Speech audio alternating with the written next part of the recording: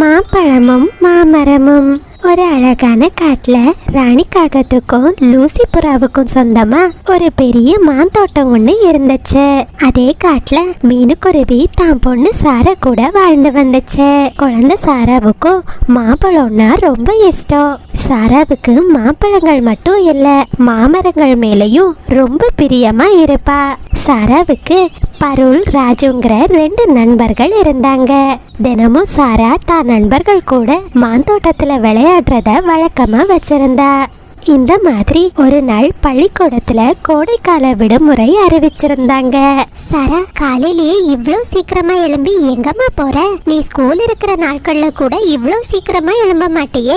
அம்மா, நான் என் நண்பர்கள் கூட மாந்தோட்டத்துல போய் விளையாட போறேம்மா அப்படின்னு சொல்லிட்டு குழந்தை சாரா தான் நண்பர்கள் கூட ரொம்ப சந்தோஷமா மாந்தோட்டத்தை நோக்கி பறந்து போனா.